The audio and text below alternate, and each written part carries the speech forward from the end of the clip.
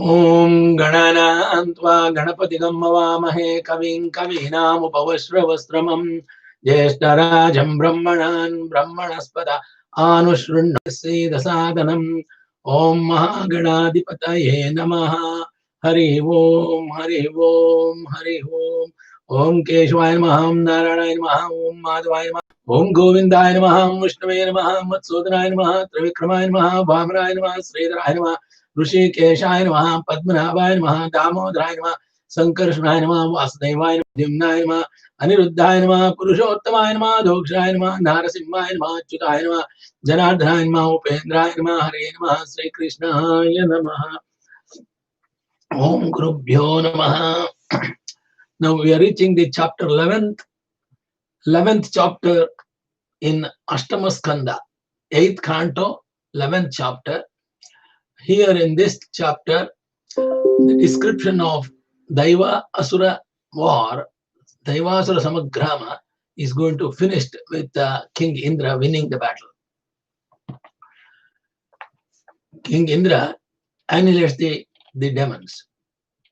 Starts with the Shukavacha, Ato Suraha Pratyupalabdhatesa Parasya Pumsam Parayanukampaya Jagnabrusham Shakra Samiranadaya Samstanastane Raibisamhita Pura. So Shuka Maharaji is telling Parikshit Maharaja, thereafter the supreme grace of the Supreme Personal Godhead Sri Hari, all the gods headed by Indra and Vayu were brought back to life. With the grace of Lord Narayana, the gods headed by Indra and Vayu were brought back to life, being enlivened. The gods began severely beating the very same demons who had defeated them before. Vairochanaya samdaddo Bhagavan Kamshasanaha Udayachyadhyada Vrajram Prajayeheti Chakrushuhu.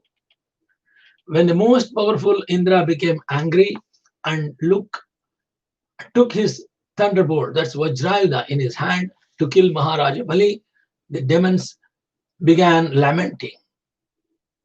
Alas, alas. So they were all thinking that Bali is going to be killed. Sober and tolerant and well equipped with paraphernalia for fighting, Bali Maharaja moved forward before Indra on the great battlefield. King Indra, who always carries the Vajrayuda in his hand, rebuked by Bali Maharaja as follows. Indra said, "O rascal, as a cheater sometimes binds the eyes of a child and takes away his possessions, you are trying to defeat us by displaying some mystic power. Although you know that we are the masters of all such mystic powers." Indra says like that. These fools and rascals who want to ascend to the upper planetary system by mystic power or mechanical means, or who endure to cross even the upper planets and achieve the spiritual world of liberation, I cause to be sent to the lowest region of the universe. Today, with my thunderbolt, with Vajrayuda, which was hundreds of sharp edges, I, the same powerful person, shall sever your head from your body. Although you can produce so much jugglery through illusion, you are endowed with a poor fund of knowledge. Now try to exist in the thunderbolt battlefield with your relatives and friends. But Bali Maharaja replied, all those present on his battlefield are certainly under the influence of eternal time, and according to their prescribed activities, they are destined to receive fame, victory, defeat, and death one after the other.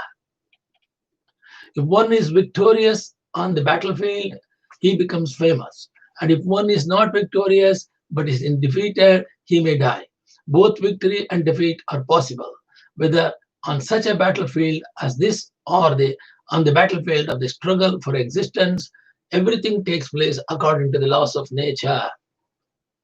Since everyone, without exception, is subject to the modes of material nature, whether one is victorious or defeated, he is not independent, but is under the control of the material nature.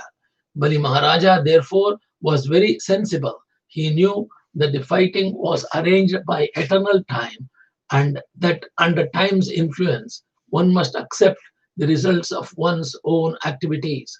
Therefore, even though Indra threatened that he would now kill Bali Maharaja by releasing the thunderbolt, Bali Maharaja was not at all afraid. This is the spirit of the Kshatriyas. Yuddhe chapi apalabdhanam. A Kshatriya must be tolerant in all circumstances, especially on the battlefield. Thus, Bali Maharaja asserted that he was not at all afraid of the death, although he was threatened by such a great personality as the king of heaven, Indra. Seeing the movements of the time, those who are cognizant of the real truth neither rejoice nor lament for different circumstances. Therefore, because you are jubilant due to your victory, you should be considered not very learned.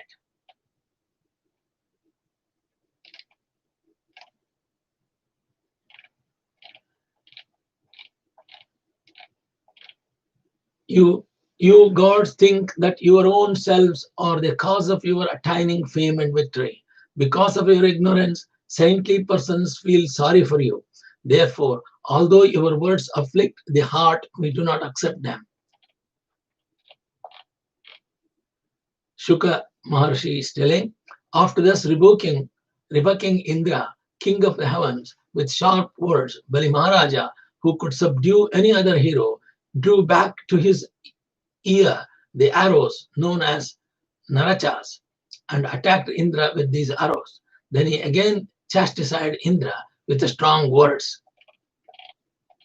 Since Maharaja Bali rebukes were truthful, King Indra did not at all become sorry, just as an elephant beaten by its driver's rod does not become agitated.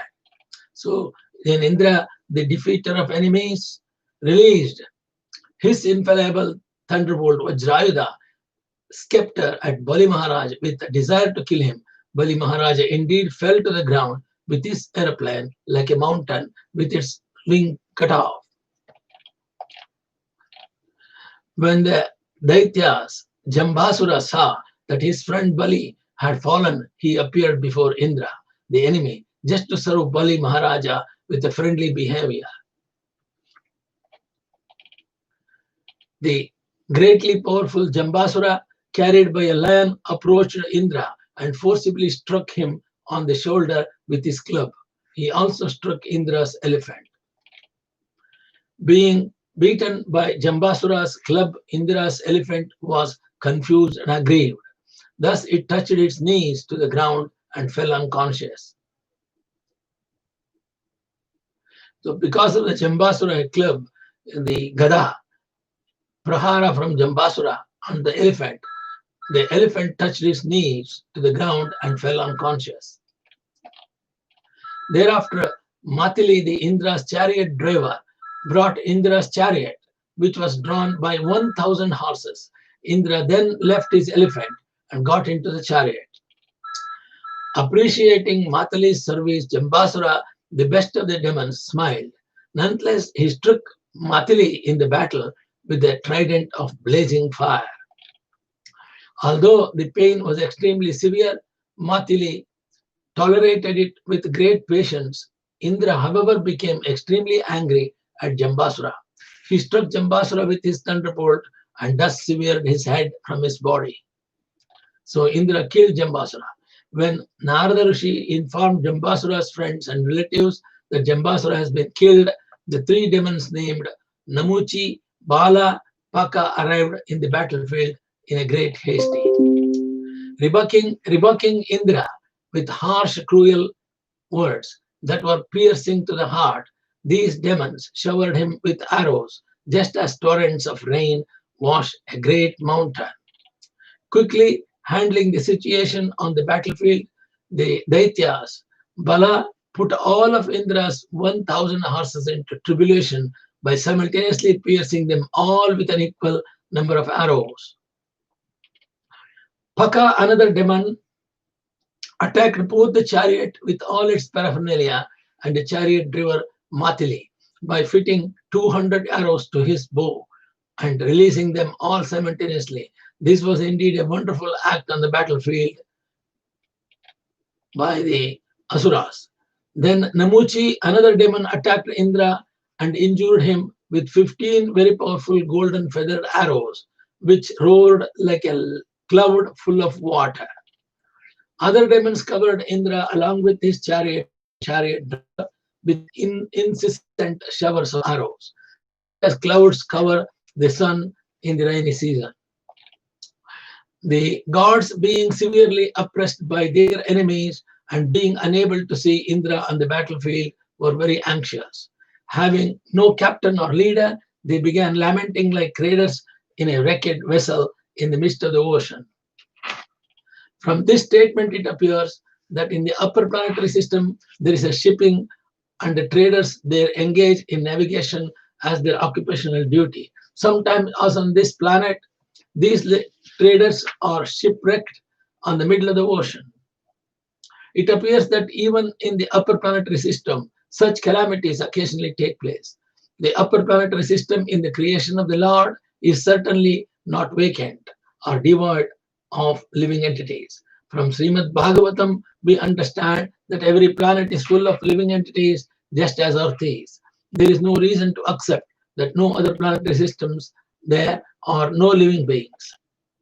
Thereafter, Indra released himself from the cage of the network of arrows, appearing with his chariot, flag, horses, and chariot driver, and thus pleasing the sky, the earth, and all the directions. He shone effulgently like the sun at the end of the light.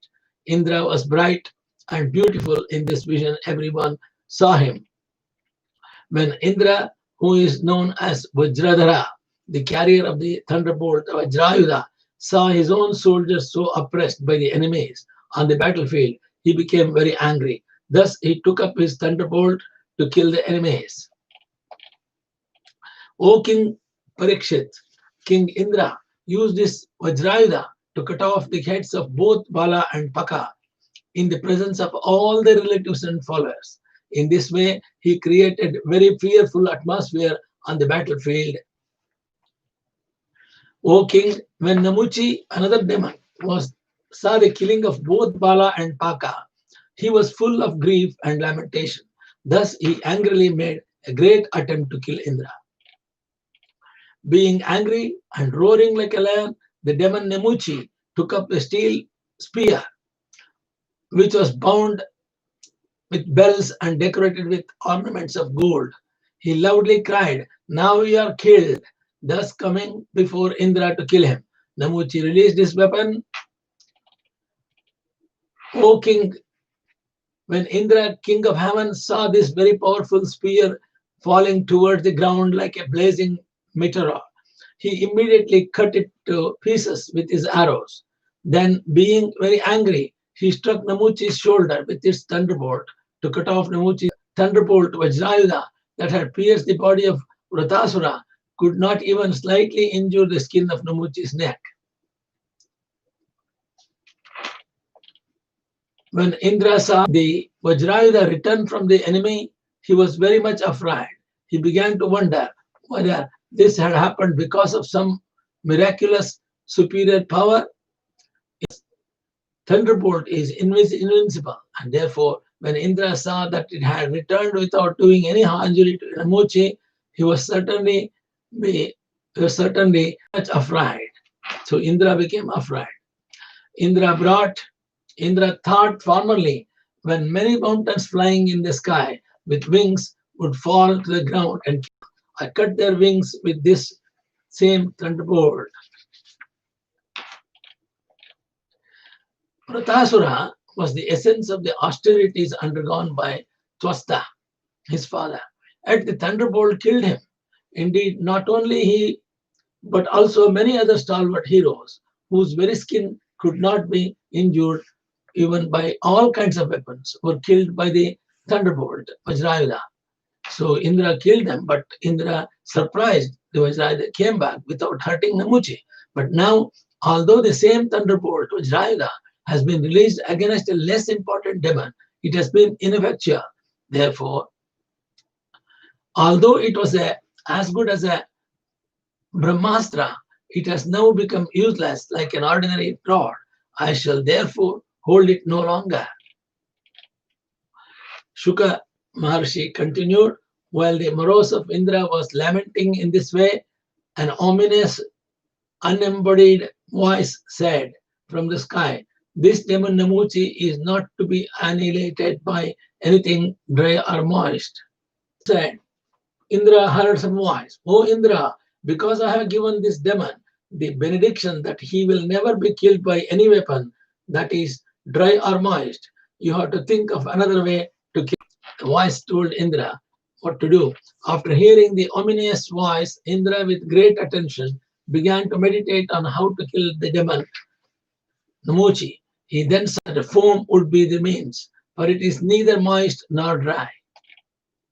Thus Indra, king of heaven, severed Namuchi's head with a weapon of foam, which was neither dry nor moist. Then all the sages satisfied Indra, the exalted personality. In this regard, the Shruti mantra says, "Apam fenena Namuchi shira Indra dharayat." Indra killed Namuchi with watery foam, which is neither moist nor dry. Vishwavasu and Paravasu, the two chiefs of the Gandharvas, sang in great happiness. The kettle drums of the demigods sounded, and the Apsaras danced in the jubilation. Vayu, Agni, Varuna, and other gods began killing the demons which opposed them very well, just as lions kill deer in a forest.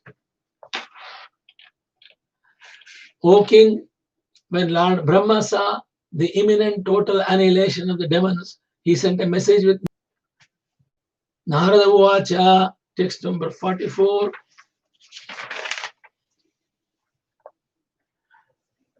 Praptam Narayana Bhujashraye Sriya Samedita Sarva Uparamrita Vigrahat. This is the shloka 44 in the